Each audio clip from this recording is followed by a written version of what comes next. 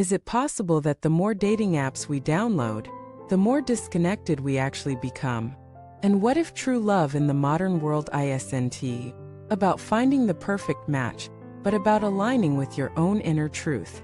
Welcome back to the channel, where we examine life's deepest questions through the lens of wisdom, reflection, and real-life experience. Today we're diving into something both ancient and deeply relevant: how the Buddhist concept of Dharma can help guide us through the chaotic landscape of modern dating. If you've ever felt lost in the swipe culture, pressured to be someone you're not, or wondered why something so simple as connection feels so complicated, then this is for you. Let us begin by addressing the great paradox of our time. We've never been more connected, and yet we've never felt more alone. Dating apps promise infinite access to potential partners, instant communication, and compatibility through algorithms. And yet, people report feeling more isolated, more burned out, and more disillusioned than ever before. It's like standing in front of a massive buffet but walking away hungry.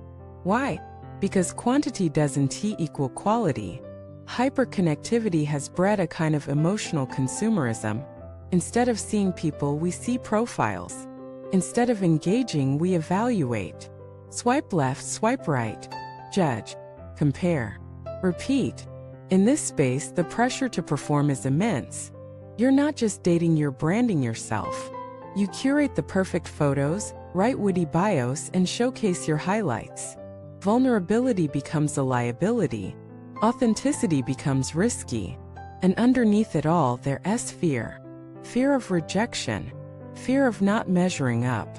Fear of being seen for who you really are. And then there's the illusion of infinite choice. The idea that there's always someone better one swipe away. But this endless buffet leads to decision paralysis. When you believe there's always a better option, it's hard to commit. Every minor flaw becomes a deal breaker. Every conflict feels like a sign that this isn't it. This is where the ancient wisdom of Dharma comes in. In Buddhism, Dharma means more than just teachings. It refers to the truth of the way things are, and the path of living in alignment with that truth. It's about harmony, integrity, purpose. What if you approach dating not from a place of desperation or ego, but from a place of Dharma? What if your compass wasn't what others think, or what feels good in the moment, but what aligns with your values and your growth? Intentionality is key here. Too many people enter the dating world without clarity. They say they want love but don't know what kind. They say they're ready but haven't done the inner work. Living your Dharma means asking deeper questions. What kind of energy am I bringing into this interaction? Am I being honest about my intentions? Am I acting from truth or from fear? In Dharma-based dating, relationships are not transactions, they're opportunities for mutual awakening. It's not what can I get from you, but what can we create together? This mindset requires a shift from external validation to internal alignment. You're not chasing chemistry alone, you're seeking resonance. A connection that feels grounded, expansive, and real. Compassion becomes your foundation. The practice of loving kindness isn't just for meditation cushions.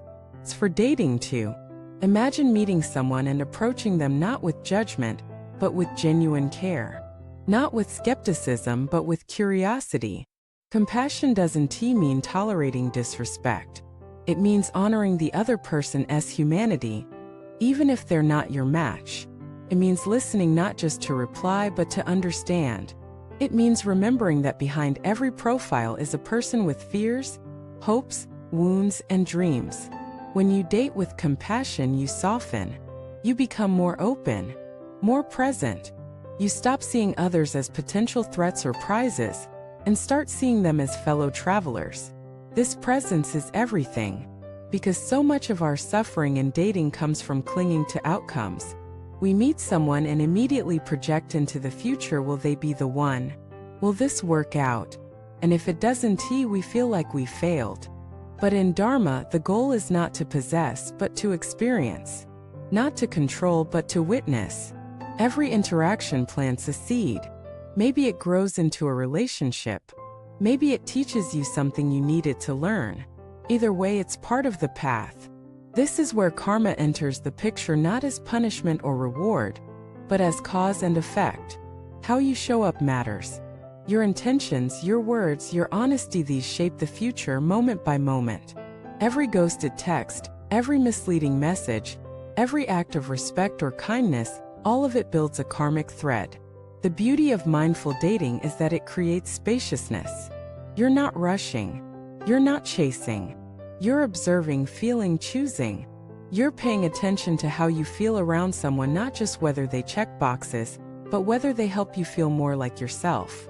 And you're looking for more than surface compatibility. You're looking for shared values, respect, kindness, a willingness to grow not just individually but together.